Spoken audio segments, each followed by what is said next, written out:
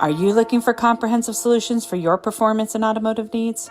Straightline Performance and Automotive is a full-service auto repair shop specializing in race car fabrication, electrical design, chassis setup and alignment. Located in Hamden, Connecticut, they also specialize in aftermarket high performance and chassis upgrades. Be sure to look them up on Facebook at www.facebook.com/straightline STR8LINE Performance &Automotive, or give them a call at 203-415-5316.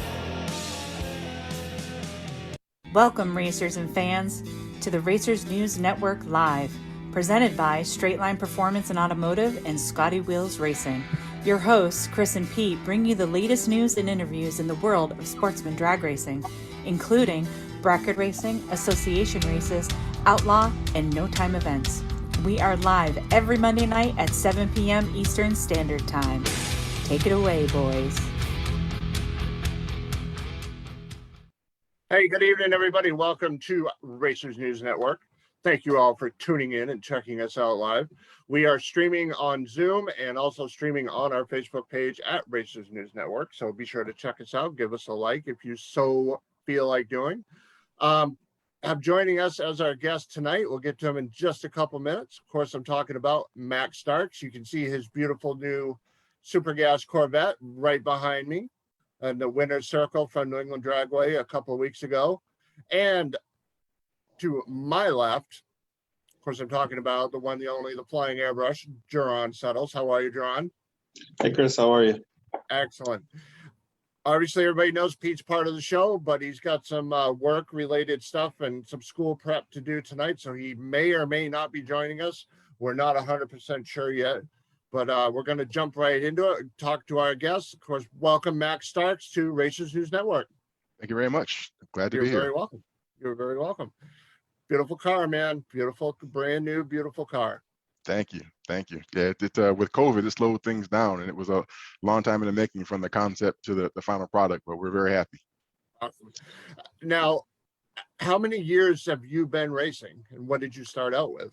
Yeah, so actually, this is my 27th year driving, and so I started out racing a '67 Camaro, and my dad and I had that car built together, and that's why the car is called the Mac Attack, because I'm Mac Jr. My dad was Mac Sr., and we had the car built originally back in 1994, and my dad drove that 1 year, and then I said, you know what, it's time for you to get out the seat and let me start driving.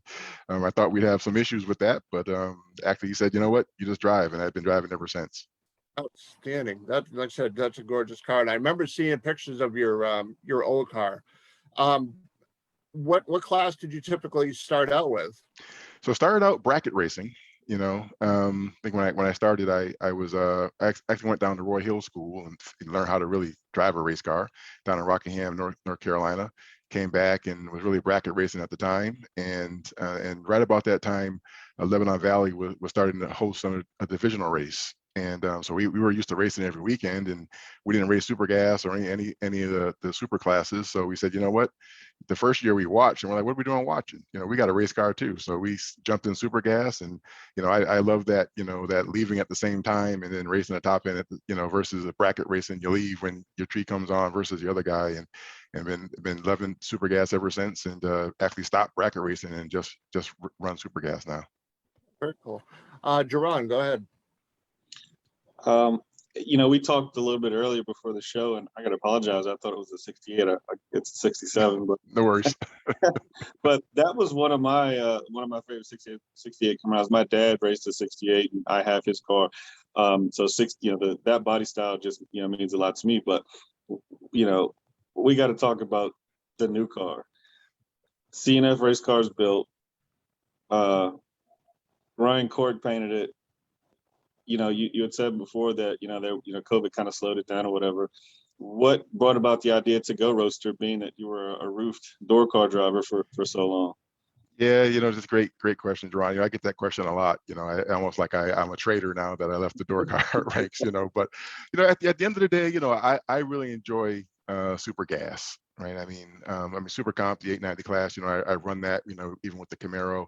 You know, and I felt like, you know, had been driving the Camaro for 25 years. I felt like it was time to do something different. You know, the car was throwing me some bones that I didn't quite understand, you know, so I figured, well, you know what, if I'm gonna put my money someplace, I'd rather go with, you know, kind of more state of the art and something that Right. I can either go super comp or super gas with.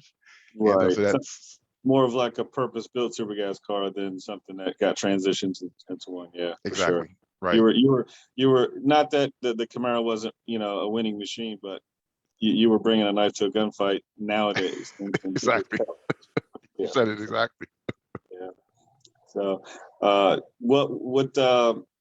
what made you decide on that body style, you know, and not a Camaro or, you know, some other body style?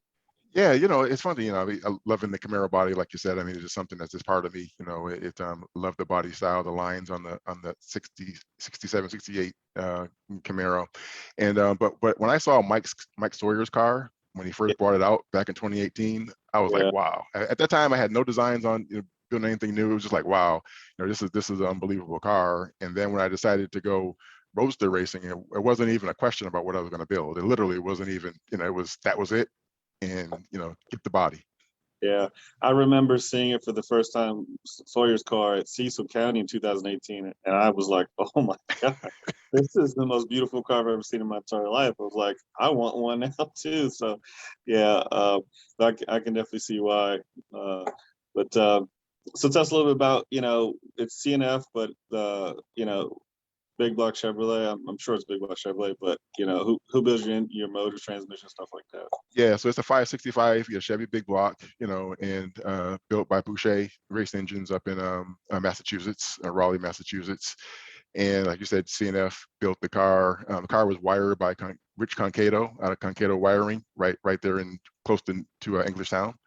Um, yeah, so I mean, those guys, you know, kind of took care of me in the build here. You know, I've been using Boucher race engines since about 2008.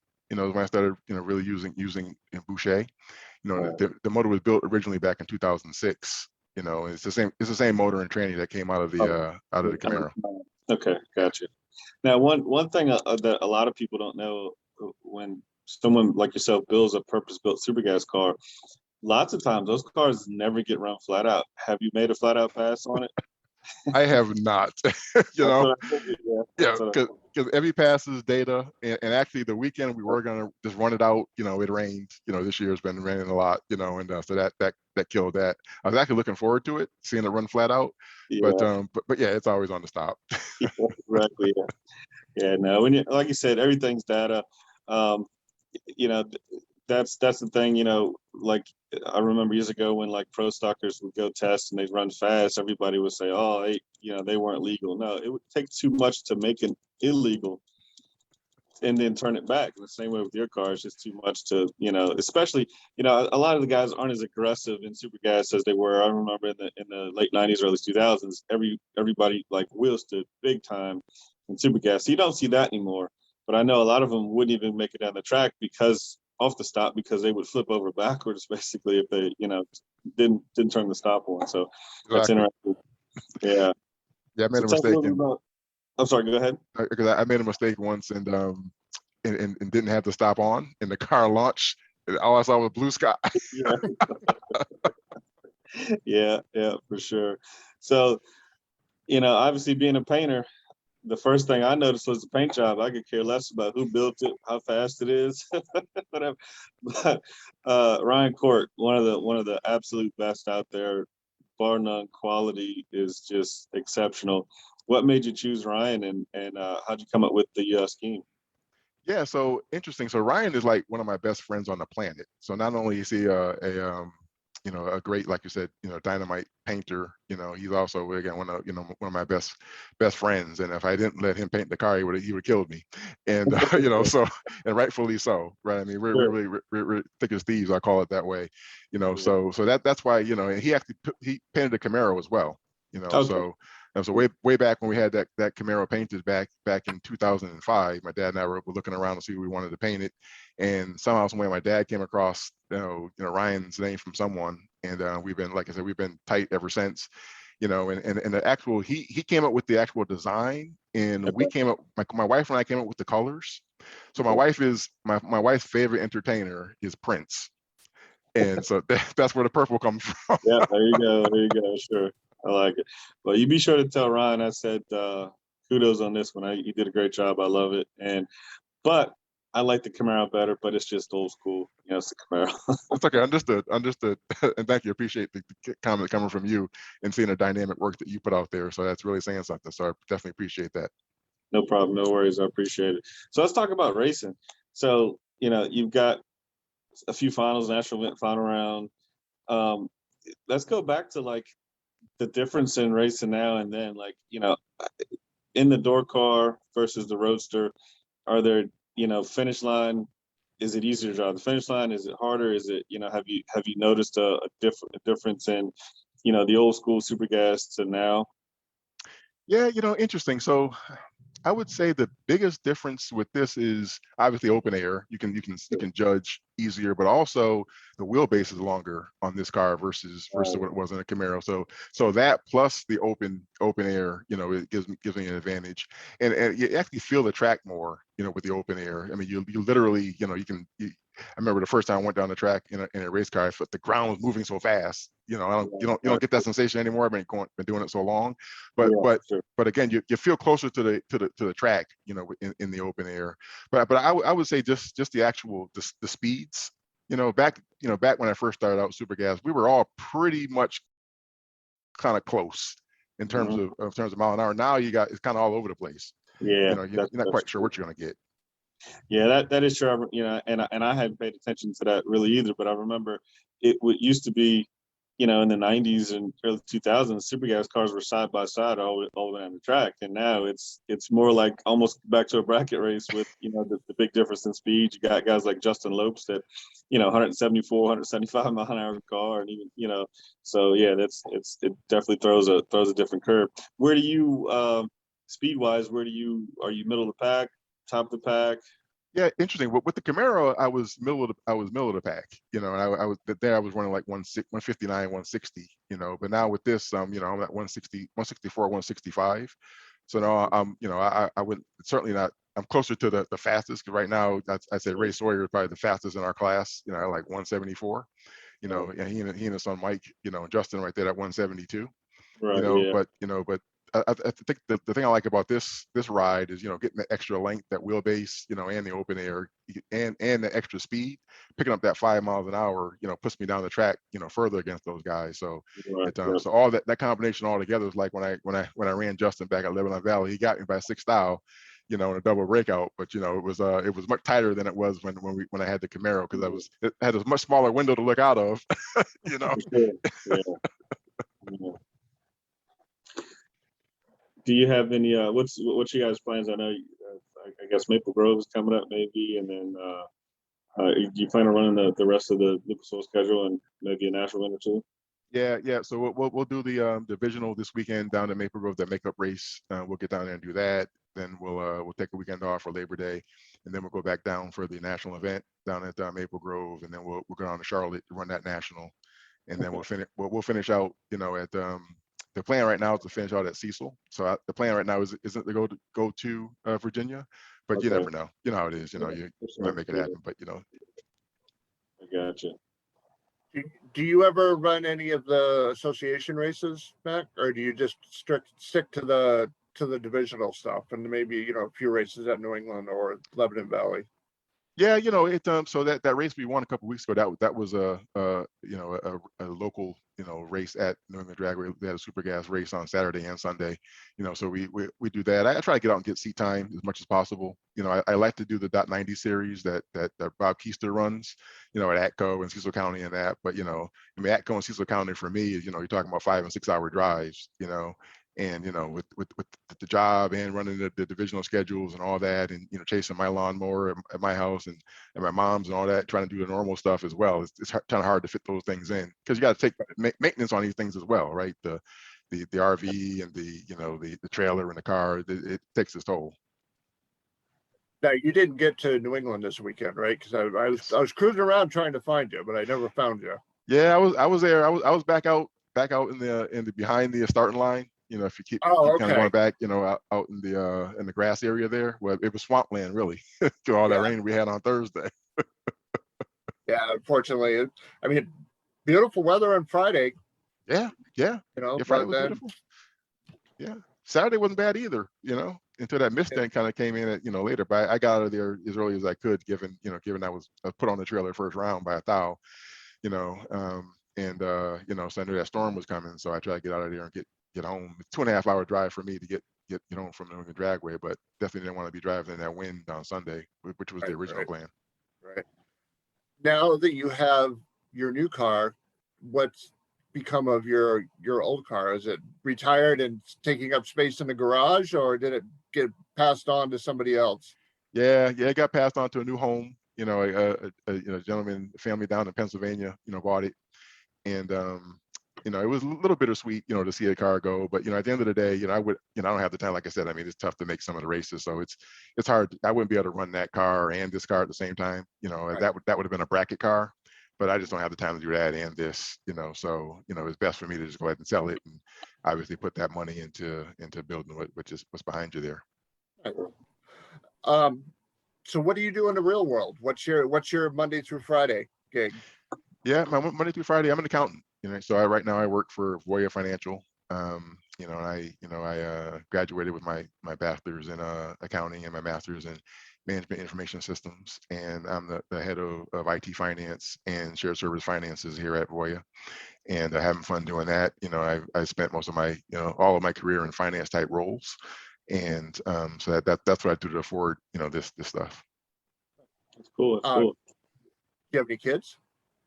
I have a stepdaughter, right? She's grown. Oh, okay. I was just saying, I didn't know if you have any younger ones that were kind of looking at this going, that would be fun to try. Yeah, well, she's looking at this saying, that'd be fun to try. And she's 28. Oh, really? Oh, that's hilarious. Very So cool. Mike, or Mac, I'm sorry, Coach Mike. I was thinking my question. So we had Mike Bader on, and being that I'm a super class racer like you, and finish line driving is kind of what we do. I asked Mike to share some of his tactics. Is that something that you might share with us? Like what especially transitioning from the car. Did you do you 90-degree race? Do you are you how are you driving the finish line, and what are some of the things that you do to trick somebody at the finish line possibly? Yeah, it's interesting. I've made 36 passes in this car, here, so I'm still learning. I mean, it's all about the routine. I mean, even getting in the car and things a little different, this, that, and the other. But I would say, I race my competitor. So I try my best to know who I'm running and what their game is, and I try to say, okay, what can I do within what I do well to see if I can win the round, and that seems to have worked well for me so far. And so I'm still trying to get the car to launch the way I want it to, and all that. And we make some tweaks, here and there, and things seem to be coming around the way that I like for them to. But for me, it seems like I can judge my competitors a little easier. I'm not quite sure if that's just entirely because of the car, and having you run with the Camaro so long, with the limitations you have with a door car, and now you have the open air, that kind of makes it easier. But again, I guess I would answer the question with I'm more about, okay, well, who am I running and what do I expect them to do, and then what can I do to match it? Okay, gotcha. Yeah, no, that's fair. So, are you an aggressive guy at the finish line? As far as are you going to disappear on a guy, or are you more just kind of a ease out of it? Or well, I mean, again, you don't have to answer these questions, but I feel like a lot of people learn, or I mean, it's one of those deals where I like to educate. If you can. Yeah, I mean, great. I mean, it's a great question, and I guess I would say I'll disappear if I feel I need to. I mean, I'm going to stick the front end out there and keep it going, for the most part, because I'm not one of these dial 83 and try to back in. I don't. That's not my racing style. I'll tell you that right out the front. But but I have done that if I felt like that's what I needed to do to win, But that's not consistently what I do. But so I'm not bailing like that. But I mean, I don't mind taking the strike, because usually, even I've been fortunate, with the Camaro to be able to dial the car. You know, and if I feel like, you know, if I feel like whoever I'm running, my best advantage is to take the stripe, I'll take it, you know, but I'm not shy about giving it up either. Yeah, that's good. Okay. It's painful, but you know. Yeah, oh no, trust me, I've been there. That's on there. Yeah, I've just been pretty much. I've had a gruesome year, so I've been playing around with a few different finish line styles, and nothing's worked yet. But I'm gonna figure something out here this year, hopefully. I remember reading about you. You had one where yeah, you probably don't want to talk about it. Yeah, It's pretty bad. It's pretty bad. right. Hey, we all been there. Put it this way: I've run 4 national events this year, and 3 of them I've lost with a 00 or 10 light, and give it back all 4 times. A combined less than 9 tire combined. So yeah, that's tough. I remember reading about one of them. I was like, ooh. yeah. That one was 4th out, and it never should have happened. It was absolute. I should have just kept on driving through the sand trap onto the highway and kept on getting up until I ran out of gas. Decided to drive back to Florida. Exactly.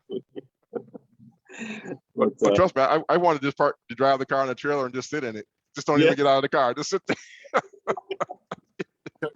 Come get me out when we get home. Exactly right. 00 posted, you know, a meme the other day, and it fits for sure. You said you ever get back to the trailer and sit there and wonder why you do this? Like, exactly. You have to wonder why. Like, why? Like, what's the reason for this? All the time, effort, and money for this. Exactly. But you know, I've had to keep telling myself, and my wife even tells me too. She's the main one, but I got to remind myself, and we all do. It's what makes the winning better. You know, if you went out and it was easy, the wins wouldn't feel as good. So they're gonna come. So. You are so right. And people have even asked me for even the win we had there at New England Dragway there. People, oh, how much did you win? Like, they haven't sent me the check yet. I have no idea. It's not. You see that smile in that picture, right? You see that smile, my wife and I. All the nights and days in the garage. You're trying to find tools. You're scraping your hands on stuff. You're running around. It's 9,000 degrees. You're doing all this kind of stuff. Your friends are doing what they're doing, and you're focused on washing your motorhome or washing the trailer. All that stuff. Those are the things you think about when you win. Right. Exactly. All the people that have helped you get where you got to be, all the friends that you've made, and, it's just, and even when you see your friends win, that's why it's so gratifying there too, because the struggles they go through. Yeah.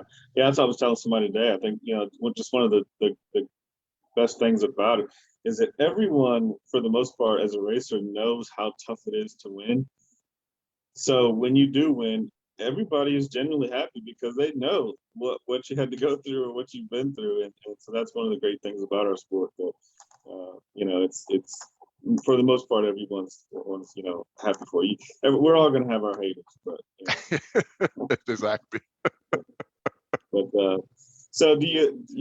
I didn't know. You surprised me when you said you ran Super Count with the door car. I never knew you did that. That's pretty stout. Do you have any plans of doing that in the future with the Roadster? The reason I've done that is because, it's hard to field a super gas class. Certainly they don't have one at Lebanon Valley. The guys that have door cars, there's not enough of them. There's like 2 of us.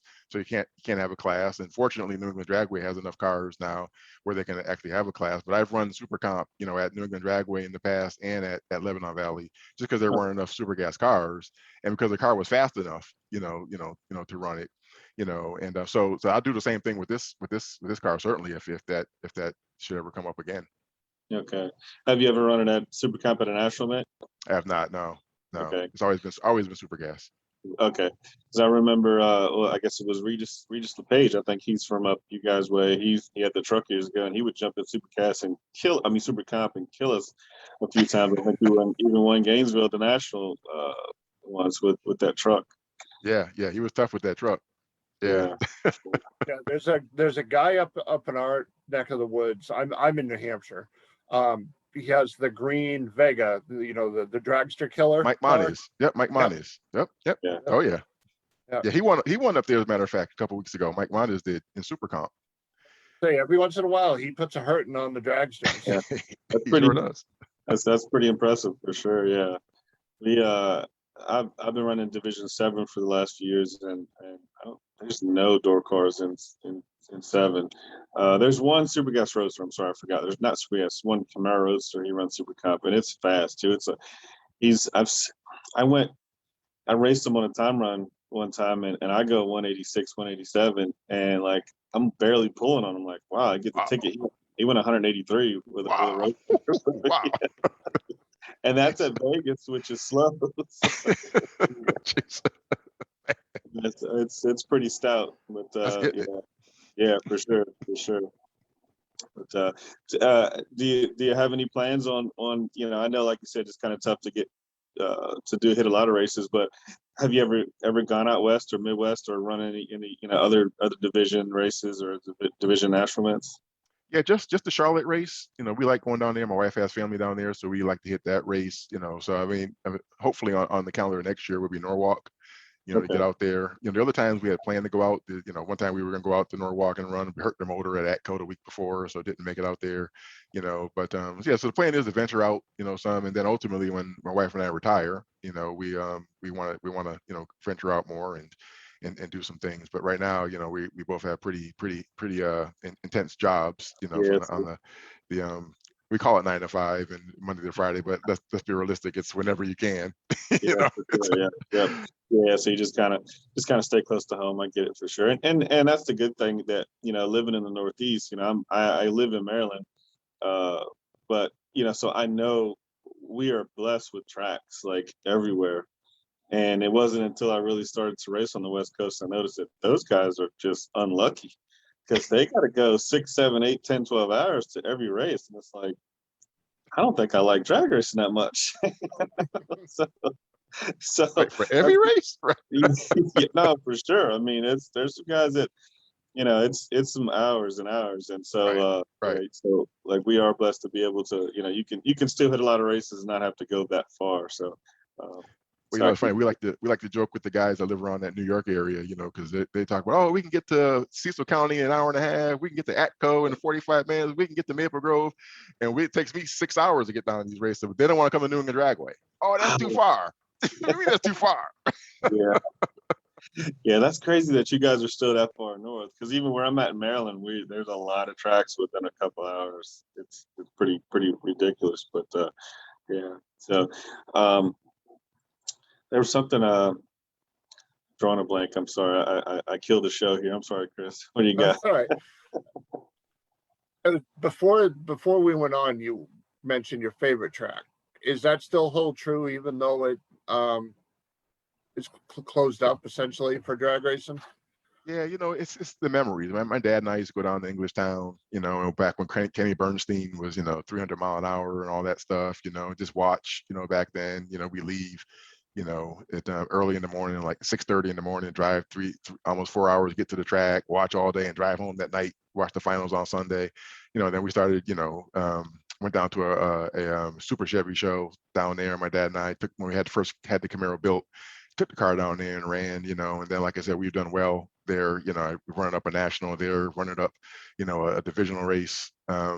There as well, so definitely done well, even, at that track. So so there's memories, for Englishtown, with me, so, but I guess now I would say, my favorite track in terms of the facilities itself is the track in Charlotte, ZMAX, that just, we have some fun down there, the wife and I. But when it comes to actually, racing, now I would tend to lean towards New England Dragway, is being, favorite. And then sentimental value, Lebanon Valley, because, I've been down the track. It's like, I know it like the back of my hand. I know where all the bumps are, because, that's where I cut my teeth, if you will, Lebanon Valley. Yeah. Go ahead, Ron. No, I was just saying a lot of people love the Bellagio drag strip ZMAX. That's definitely a bucket list for a lot of people, and one of the nicer tracks, just like Vegas, basically. How about one that you go to that you get so stoked to go there, you're glad to run, but you always end up leaving banging your head against the wall? You know what? I've got to say, I guess I don't get stoked as much to go, but I bang my head at Cecil County, because that's the only track I haven't gotten to a final at. It's just one of those things where, qualify number one, get the bye run in the first, like third round, you're all set. You'll get the money. The announcer says, geez, I thought you were going to win this one. It's like, it's like, it's just like, so I'd say Cecil County is the one they just say, man. I can tell you that track for me is Pomona, and we just left there. I've never won first round at Pomona. So, and it's, it's like, well, we're going to Pomona. Like now I'm like, we're going to Pomona again. Not feeling so good. Yeah, exactly. And we got one more shot there this year. So hopefully I don't make it a first round loss twofer in one season. But the way this season's going, I don't expect the win light to come on in time trials anymore. Now, how about a class that you haven't run, but you look at it and you go, that would be kind of fun to try? Oh, Top Sportsman for sure. Everybody's Top Sportsman. Yeah, Top Sportsman, man. I like to watch Top Sportsman and Top Dragster, but man, Top Sportsman, boy, you get some wild stuff out there, and those guys are flying. It's pretty cool. I mean, definitely Top Sportsman. How about sponsors that help you out throughout the racing year? Yeah, sponsors, CNF Race Cars, they call as my, my sponsor. I can call those guys anytime. They help me out no matter what's going on. I would say that, sponsor really, I got some friends that are really helpful in terms of, to helping me out, from time to time. Mark Lebrecht, I put out there, certainly been very helpful to me, keeping things going with me. But I mean, from a pure dollars and cents standpoint, really, it's my wife and I. I definitely had I had McDonald's with the whole Mac Attack name. I was able to sell the McDonald's owns 12 restaurants in this Massachusetts, Connecticut area. And instead of it being locally owned. So I sold the guy on, the Mac Attack, it's people think of McDonald's. He goes, I already got some street cars, some cars out there I sponsor. I'm like, yeah, but boy, the drag strip. He's like, all right. So he threw us some money, hats and everything. My dad and I, some shirts. The only problem was, you got to bring your car to the restaurant, and park your trailer someplace else. And people bring the kids and everything, and they're climbing. These cars, they aren't meant to be manhandled. Yeah. So it's and then you can get your employer to sponsor you, but then when you go to work on Monday, people want to know, like you're saying, Gerard, why'd you lose first round? It's like, it's like, that's not a conversation I need to be having. Yeah, they don't understand it at all. Yeah, for sure. Exactly. Right. Yeah. I never forget. I did a elementary school career day, talking about racing and painting and things like that. And one of the questions that some of the kids asked me was, and this was probably 12 years ago, they were like, well, how many races have you won? It's like, well, at this point, I've only won like 3. I'm like, you've only won 3 races? That's terrible. And, people don't understand that it's, there's multiple rounds. I've won rounds, I've won thousands of rounds. Right. Exactly. But they're like, you've only won 3 races? You're terrible. Like, why is he here talking after a career day? He's only won 3. I was like, geez, but so drag racing is a hard sell to the people that don't understand it, and especially super classes. So. Right. Well, it's funny you mentioned that, because I had a guy, his wife is a teacher, and he knew I was racing. He said, she would love for you to come to talk to her class. They're like first graders. So I said, okay. And they said, great. Bring your fire suit, bring your helmet. So I marched in there, the fire suit on, the helmet, and everything. And I gave I gave the best 5-minute speech anybody ever gave. And I was done, and they're looking at me, and they said, any questions? The girl raised her hand. I said, sure. She says, what's your favorite ice cream? Yeah. I was serious. I want to talk about racing, Yeah, exactly. Yes. Yeah. Well, at least your first question wasn't how many races have you won, because that was my first question. They're like, gee, tough crowd. Right. You say 3 to me. I'm like, yeah, that's awesome. And they're like, 3? We're trying to convince Jerron next time he does that, he's got to show up with Anthony Bertozzi's resume. Yeah. Right. I won 17,000 world championships. Right. All in 1 year. Yeah. What do you think now, kid? Exactly right. 14 different cars in one season. Right. Yeah. He's the only guy I know that can enter 2 cars in a class and get to the final in both and race himself. Yeah. That's a bad dude. It's funny because I actually talked to Anthony today and talked to me about, race, Brainerd and whatever. And he's like, yeah, I said, yeah, you guys had a pretty good weekend. He's like, it wasn't that good of a weekend. It's like, you won the race and had 2 other cars in the semis. He's like, yeah, it wasn't a good weekend for us. We should have had all 3 in the finals. But I get it, But, Yeah. so, I'll tell you what, he was actually at the Roy Hill School when I was down there learning how to drive, and yeah. he was, I mean, nice guy, very open, talkative and everything, and prior to that, I had, this is back in like 1995, Right. and I had read about him, in magazines at that point, but when you're around people like that are just down to earth, talking to you like a normal guy, that kind of helps you understand racing on another level. So I appreciate those moments with folks like him, and Jim Harrington, the same thing, down there, was helped me a lot in my career in terms of just understanding, how to be as not just a racer, but how to be a good human being as well. Sure. No, for sure, yeah. I spent a lot of time with Harrington. He helped me out a ton also with that. So yeah, we all missed Jim a ton. But yeah, those guys, it's crazy because some of the guys that, or I'd say most of the guys that win a lot are really down to earth, and some of the guys that don't win a lot, that want to win a lot, are the ones that aren't. And it's like, take a page out of that guy. Very cool. Well, Mac, I appreciate you taking the time to come on and hang out with us, and congratulations on your win a couple weeks ago at New England. And again, best of luck for the rest of 2021. And if you pull off the Wally, we'll be reaching out to you. Excellent. Well, thank you so much. Appreciate both you guys, and it's been a pleasure being here. I appreciate the invite, and I look forward to hopefully talking soon with a Wally. All right, man. Sure. Good luck. Okay, great. Thanks so much. Have a great night, Mac. You too. Thanks so much. Thank you again. All right, bye. All right, have a good night. You too. All right, Mac Stark's our guest for tonight. Very cool. Nice guy. Beautiful car. That's it. That's his new car right there. See it? I know my shoulder's in the way, but that's okay. That's a pretty cool story about getting a sponsorship with McDonald's. I had known that, so that's pretty cool. But like you said, it's when you have a sponsor of that caliber, they're going to want a lot from you. So, and it's tough if you're not prepared for that. But that's one of the things that a lot of people talk to me about sponsorships and how to get people, how to get money, and a lot of it is you have to give just as much as you get, and that's what a lot of people aren't willing to do that sometimes. Not saying Mac wasn't, but because he was. In general, yeah. In general, and people don't understand that. They think you just go out and get money and slap the name on the car and they give you money. No, you gotta produce some results for them. So, but some of those big corporate sponsorships are tough for sure. I remember many years ago when one of the Petrogons, I can't remember if it was Cruz or Tony, had the McDonald's sponsorship, and they were battling really hard with John Force that year. And I remember hearing this story. I don't remember if it was one of his kids or one of his crew members showed up with McDonald's at the shop, and Force lost his mind. Yeah, that would have been Cruz that had the McDonald's sponsorship. Yeah. Yeah, so, but I can believe that as well as John is, or as intense as John is.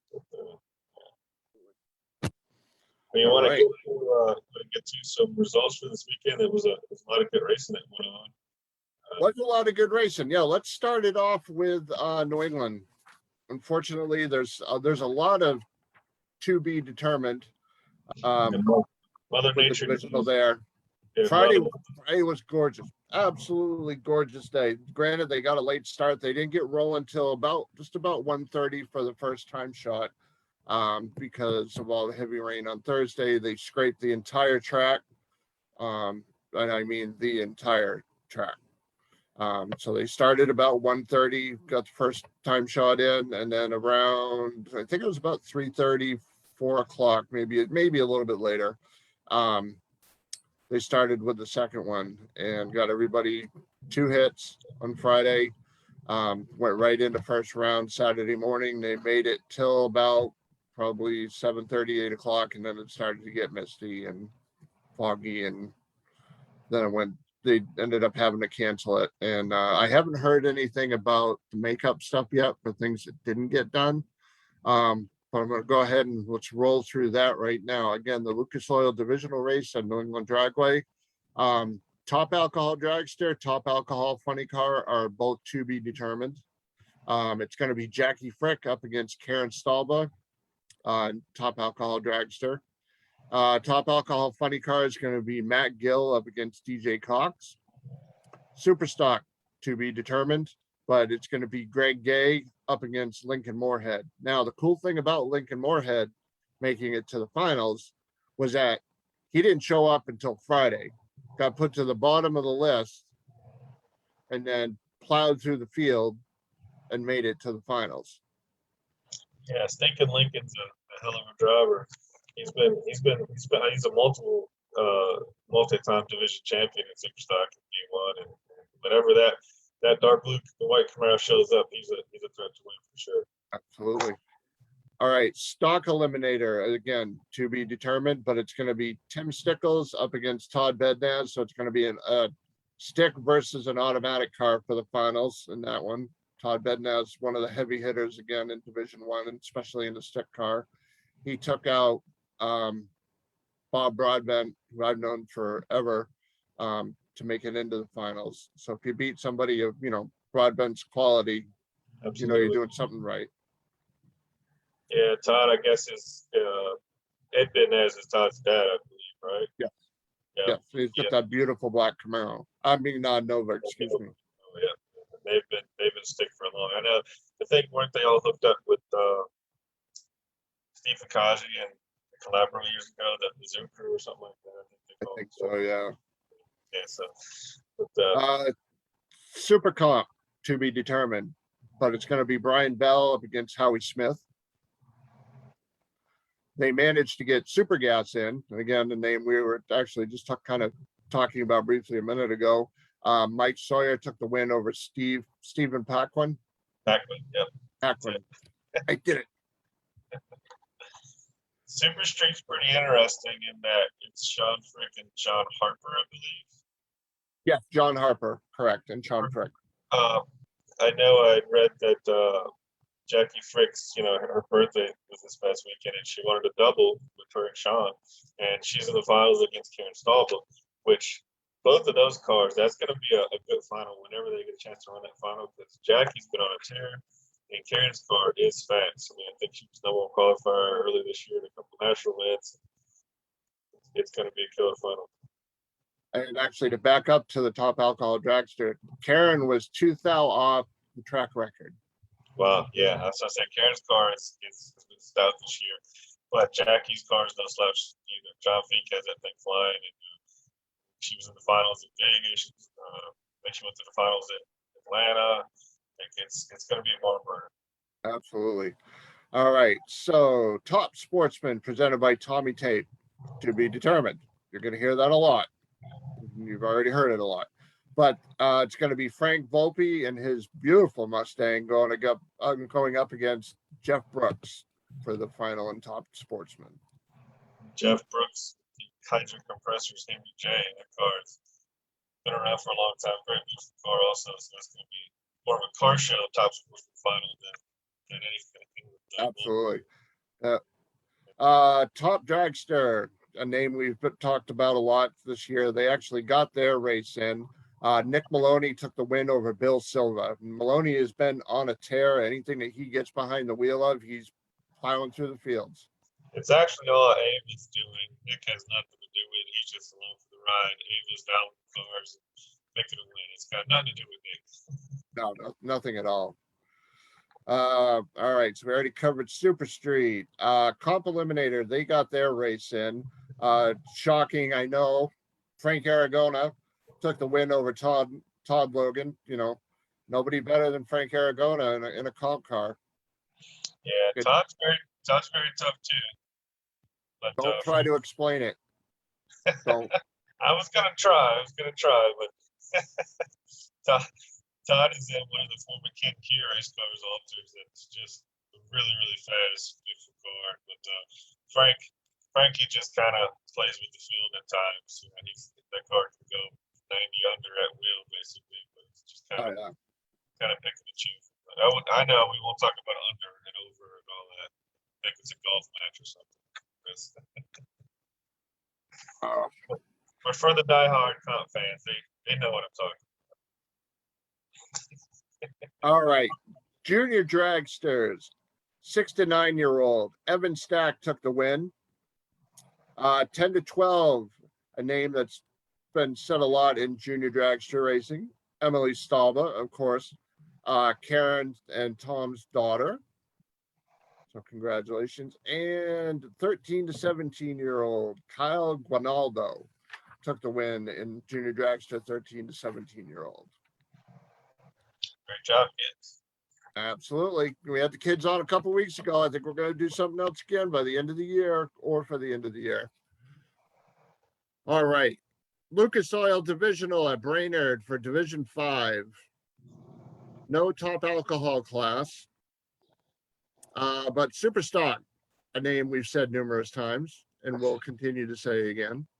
Joe Santangelo took the win over Jason DeForest. Santangelo got his 21st Wally and 12th in Superstock. Yeah, Santangelo is just a killer. I think Anthony was also late rounds in that race also. And DeForest is a tough runner out of Arrow Racing out of Oklahoma, I believe, where they're from. And yeah, that was it. But Santangelo in the final is almost unbeatable. Oh, absolutely. Stock eliminator Ryan Hutar over Randy Mans. Hutar wins his first divisional Wally in his second ever final round. Yeah, it's also a pretty cool final. Two guys from up in that Division 5 area that are pretty hitters. That's surprising to hear that was his first divisional win, but he's been around for a long time. Super Comp, Dusty Meyer over Bob Prose. Meyer wins his second for the second time in 5 days after winning Top Sportsman last Sunday at the Topeka National. Gets his second Lucas Oil Drag Racing Series Wally. Yeah, the entire Meyer family this year has just been dominating, it seems. You know, the Rachel is cousin and alcohol dragster, and Dusty and Topeka, you know, they had that unfortunate accident where they Dusty lost his father early this year, but his dad's definitely riding with him because he's been on a tear the last few weeks.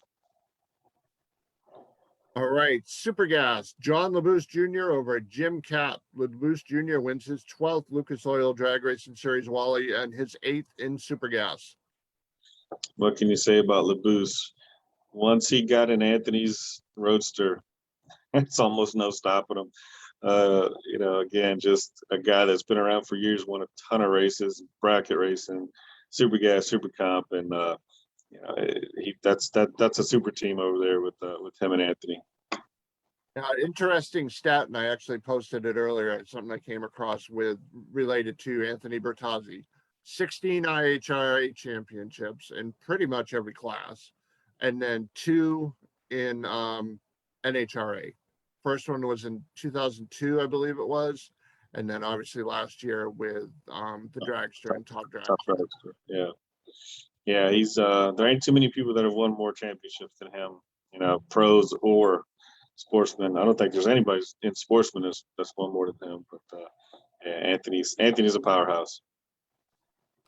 All right, Super Street, Jordan Pratt over Ed Holmgren. Pratt wins his 3rd Lucas Oil Drag Racing Series Wally, first in Super Street, but his 2nd at Brainerd. Yeah, the Pratts are well known at that track or whatever. They do well, and I didn't see the final. I didn't have the times for that, but I'm sure it was a barn burner. All right. Comp eliminator, Bruno Massel over Doug Engels. Massel wins his 20th Lucas Oil Drag Racing Series Wally, wins his 2nd Wally this season, and he also defeated Doug Engels then as well for his other Wally win so far this year. So him and Doug don't have a problem staging. That's what I was gonna. No, they don't. Yeah. So pretty much what you're telling me is when Bruno stages, he wins. Bruno, call him. Don't. We're gonna see if we can get Bruno on here one of these days, and we're not gonna talk about a whole lot about that. We're gonna talk about his wins, talk about his helmet. It's a very beautiful helmet. I don't know who painted it, but it's a very beautiful helmet. Hey, I wonder who painted it. Yeah. Must be that girl from New York. Yeah, I think it was Jasmine Weiser. Yeah. Yeah. I think it was her. I think it was her. Yeah. If she's watching, right. Yeah, we'll send her down. She teach you a thing or two since you're kind of new to this. yeah. I need to take some classes, some driving classes too. She races Super Comp. Yeah, she can probably teach me how to stage too.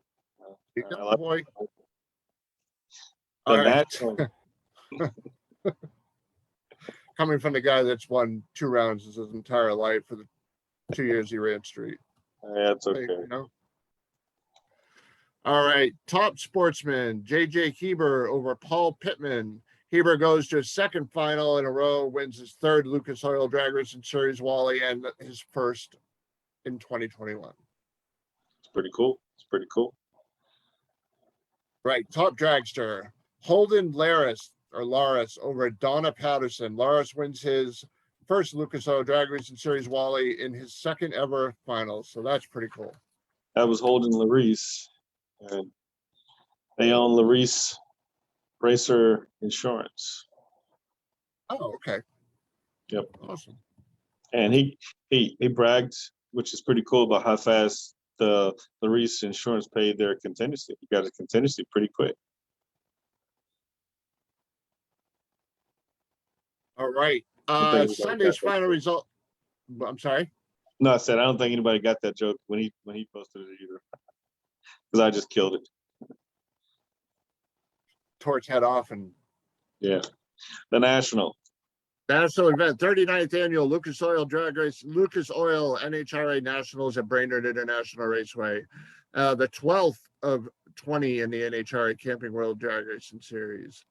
Let's run through the top 2 classes real quick. Steve Torrance over Clay Milliken in Top Fuel. Them Capco boys. Winning every freaking weekend, it seems. Yeah. Clay was right there with him this time. They were Steve stepped up in the final, was 52 or 53 in the final on the reaction time, and Clay was right there they were within a couple down reaction time. And normally Steve wouldn't have been that good. Clay probably would have won that race, but Steve rises to the top whenever he needs to, it seems like. Yeah, he ran a 371 with a 2 to Milliken's 372 with a 9. Yep. Very close race. All right, funny car. Matt Hagan over Cruz Petragon. Yeah, the Cruiser's been showing some consistency this year, but and so is Hagan. Hagan's kind of been hot and cold, but fresh off a win in Denver in the Western Swing a few weeks ago. Got him another one at Brainerd. So hats off to that team Schumacher and Mopar. Top alcohol dragster, a name everybody in Division 1 knows. Rich McPhillips Jr. Defeated Joey Severance, who actually broke. Yeah, Joey did the burnout in the final and went to back up, and the frame broke. The chassis broke. Basically, A-arm came off, and the wheel basically laid over as he's backing up. So fortunately, that happened on the burnout and not going down the track. But yeah, it would have been a good final. I think Rich had enough for Severance. Severance was running good, but I think Rich won us 18 in the semis, 518, which was low for the event, I believe. And yeah, it's going to be there's a lot of talk about the parity in alcohol tracks right now with the injected cars, and there's not a lot of blown cars that are been able to keep up with the injected cars. But there's a couple, Severance and Cowie, that have really been running good. Hopefully, some more teams can step up and show Rich and the other injected cars, give them a good run. Right. All right. Top alcohol funny car. Kyle Smith defeated Bob McCosh. And let's dive into this whole top alcohol funny car thing a little bit, because you know exactly what I'm talking about. So a lot of the alcohol cars really have been on a long swing. They've been racing for 5 or 6, some of them 7 or 8 weeks in a row. And to not beat around the bush, there was only 3 there. And there was a lot of talk about why. And really, it was just a logistics thing for a lot of the teams.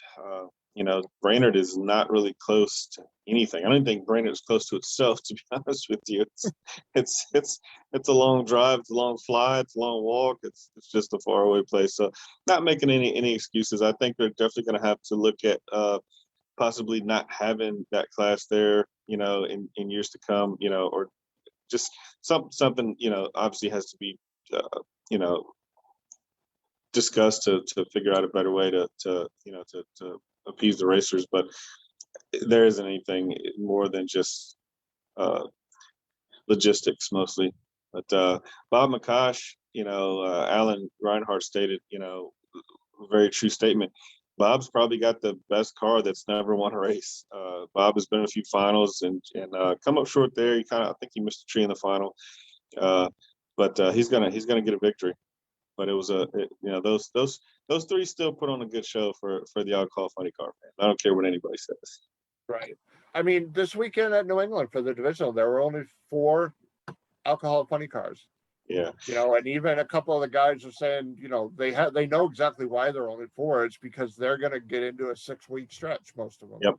Absolutely. You got Indy coming up and St. Louis and Dallas and Charlotte and everything, exactly. everything the East Coast out to the Ohio River Valley for these guys. Exactly.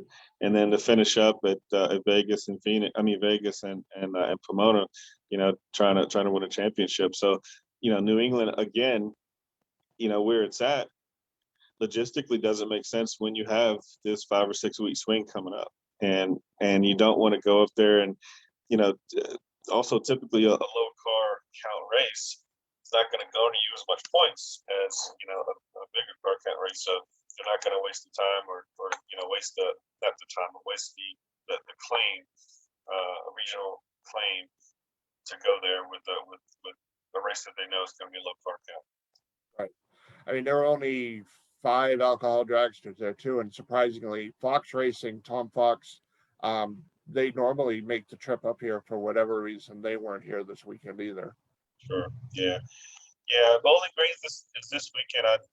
They don't have alcohol there, but I think a lot of them just needed a couple weeks off to prepare for Indy because they'll be in Indy, and then they'll be in Charlotte and St. Louis, like I said, and finish off the year. So, a lot of teams just needed to, take inventory, get some parts together, give their crews a rest, give their wives a rest, a little bit. So, nothing to worry about though. That class is still, could it be stronger? Absolutely, but I don't think any class right now is really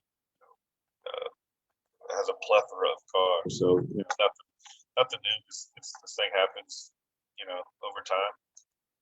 Everything kind of goes full circle. You have years that there's more alcohol funny cars than they can handle, and some years there's not. So right. And of course, the weather that was coming up the East Coast didn't help matters in any way, shape, or form up here. We here in Florida, we cook hurricanes and tropical storms up in our backyards down here, so and send them up there. So that probably had a lot to do with it. Right. I actually forgot about the impending weather that was coming. All right, let's move on from the low car count conversation because it's been the theme for this year and it gets a little old. For sure. Superstock, a name we mentioned earlier. Anthony Bertozzi and his Pontiac Grand Am that I'm pretty much convinced people should just start calling it like Old Reliable. He's had that car forever, I think, hasn't he? Yeah, that was actually, a lot of people don't know, a few people know, but that was Jag Jr.'s little Superstock Grand Am. And Anthony bought it, I believe, 2006 or 7, or maybe 8, somewhere around. It might be 8, I don't know. But he's had it since about then, and yeah, he's never going to sell it. He's already said that. It's his favorite car, and it's right up there behind Dan Fletcher's car as probably the winningest Superstock car on the planet for sure. Right. All right. So he defeated Mike Manns for the Superstock win. That was an interesting deal, not to cut you off, but so in the divisional, Anthony was running B-Mod, and Manns runs B-Mod. So once he saw how fast Manns was in the divisional, the national man, Anthony changed his class to stay away from Mans. Because had he been in the same class, he would not have won that head-up race in the final. So that was some quick thinking of Anthony, staying away from a much faster car. This Mans car is super fast. Yeah, Bertozzi was a 901 with a 9. Mans was a 876 with a 9. So yeah. Yeah, on a head up, race is over. Yeah, would have been all over except unless he blew the light. Yeah. Or as Pete would say, lit the cherry. Lit the cherry. Lit the cherry. All right, stock eliminator. Brett Spear, one of my all-time favorite kinds of cars, the Chevy Nova, defeated Russ Kramer. Yeah, Brett, that's a 402 big block Nova, which is a interesting combination. That's 396 30 over basically, but factory 30 over. Something that Chevrolet did to kind of get around some rules back in 68, 69 for the 402 396. But a lot of people didn't catch on to that until later on. But Brett's a great driver. He's got a superstar car. I believe he was down to late rounds. It's a big deal with the superstar car. All right, Supercom. Gary Stinnett defeated Craig Schultz. Big mile-an-hour Stinnet's car runs about 192, 193 stop, and I think he only went like 79 in the final. But it's hard to beat Stinnett in Supercom, especially at Brainerd. I think he's got 3 or 4 national wins at Brainerd. I think Schultz missed a shit a little bit, and Gary, I think, was 20, 25, 24, something like that, and was able to get inside of him. But they both dead on. Stinnett was dead on the 9, and Schultz was dead on the 4. Yep. Cool. All right, Super Gas. Luke Bagacki over Dale Evans. Evans actually red lit, so Bagacki had the easy win there. Yeah, he rolled into the bottom bug, went on the butt, the car lurched forward and rolled the beam, so he didn't even get a time, and pretty anticlimactic final for Luke. For Luke would rather raced somebody in the final, but Luke's going to take it. And Luke's hitting on over 700 points in Super Gas, which is more than the winner, the Super Gas World Champion, had all last year. So Luke's in pretty good shape to win the World Championship in Super Gas this year. And, although there are a couple of drivers that at the end of the year, the way COVID has done things on the West Coast, there's a number of races, divisional races left. So you've got a lot of D67 guys that only have a few claims. And I'm not saying they can catch them, but if they get on a tear, they can possibly catch them. But they're going to have to win out pretty much. But Luke's having a stellar year. It's Luke, so you just kind of expect it from him. He'll have to fall flat on his face, and they'll have to win everything in sight. Yeah, I'm pretty sure he's close to claiming out. I would say, especially with, he's got I think 2 national wins, a couple divisionals. So I know he's probably close to claimed out on his national scorecard. I'm not sure about the division, but yeah, he'd definitely have to. If he has anything left, he'd have to have some first round losses. They'd have to win a good number of them to catch him. But it can be done. That's why they have the points system win is to keep it fair across the board. All right, Top Sportsman presented by Vortex Superchargers. Kurt Harshfield defeated Steve Yeager. Yeah, that was a pretty interesting final. Very beautiful 55 Chevrolet. I think that was his first win. They said that or not, but that was. Did not say. Yeah, those guys were battling tough at Top Sportsman a little bit long. I know it was pretty windy there, so they were fighting the wind at Top Sportsman with those door covers. But as soon as they came on top, did the best to be able to dial the wind, dial for the wind, still be able to turn them on the Saints on there. All right, Top Dragster again presented by Vortex Superchargers. Kendra Larson over Holden Laris. Laris. Yeah, it's it's a French word, eh?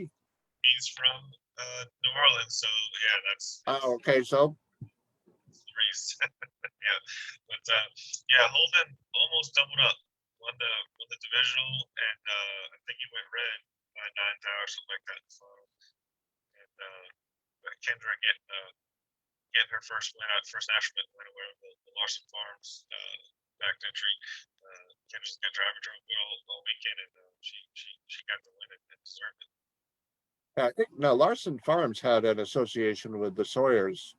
I think Mike with the super gas car a few years ago, if I remember correctly. Yeah, maybe I think so.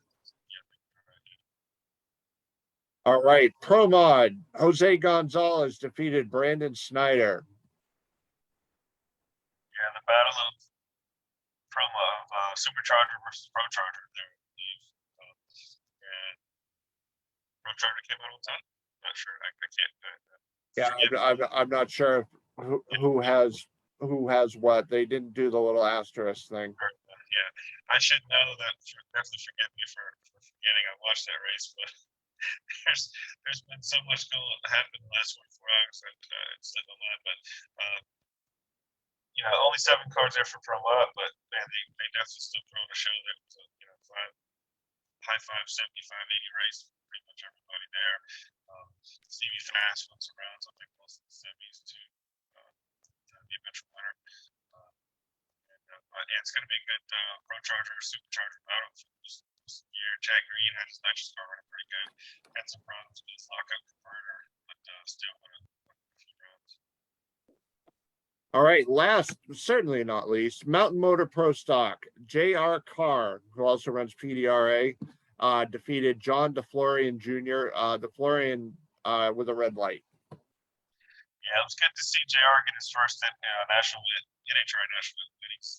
Former IHRA world champion in Pro Stock. It's done very well at PDRA. Always had a fast car. They had some unfortunate issues in that they had Frank Gugnato, who drives the second car from JR Car.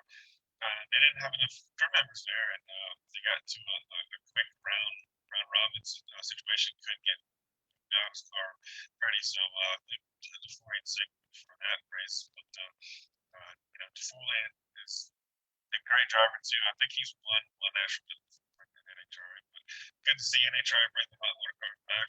Love to see him and work with Vancouver kind of ruin that. I think this is the first one they were at this year.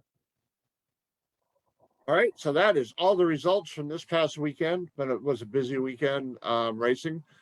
Jerron, so what's the next few weeks looking like for you, buddy? We are right now in panic mode. So the team the team Ted Weens Motorsports has run out of motors. we've had a tumultuous year with parts breakage. Brianna Weens, my teammate in Top Dragster, hurt a motor at Pomona at the Winter Summer Nationals, and we had already hurt a motor prior to that, the spare, and so we are in dire need of a motor. So we're trying to call around. We've been the last few weeks, but basically how it stands, she's leading the points in Division 7 Top Dragster, and our next race is the Phoenix Double Divisional, which is the weekend after Indy. So we're looking at 2 weeks from today. That if we don't get a motor, I won't be there because I'm going to put her in my car. She'll drive my car in Top Dragster because she needs the points. It's definitely more important for her to stay in the point lead and try to win a championship than me just to go there and run Super Comp, not doing anything in points, basically. But so if any of the listeners out there know of a all aluminum 540 long block that we could purchase very soon, give me a call, give Chris a call, let us know, because we are in need. If you want to see the flying airbrush continue racing in Phoenix, find me a motor. But after that, there'll be a double divisional in October at Las Vegas for us, and then a divisional and an open in Tucson, and then the Vegas National, the Vegas Divisional, and then we'll end the year at Pomona for the World Finals. So that'll be it for us. But so there's still a lot of racing left for us, but I definitely like to make Phoenix, so we need to try and find a power plant. Cool. All right. So moving on to next week, We're going to have Kelly Wade with us. Of course, Kelly just wrote, it was just released, the book on Warren Johnson. So she's going to be on talking about that. Looking forward to that. It's going to be a great talk. It's going to be an exciting show. I like Kelly's a great personality. Forward to it. So, all right, Jerron. Well, if you talk to Pete before I do, hopefully his height enhancement surgery went well today. The reason he couldn't be with us, I think he was having some high heel shoes connected to him or something like that. But get some of those Inspector Gadget devices put on to elevate him in the world. Yeah, but no, it was great. Appreciate you having me on, and I'll have some pretty cool announcements here in the near future for other guests myself, and we'll keep the Racers News Network train rolling. Awesome. All right, Jerron, have a great night. Everybody else, have a great night. If you're racing at, Bowling Green is this coming weekend. Have a great weekend. Stay safe. Enjoy. And that, as they say, ladies and gentlemen, is all she wrote. See you guys.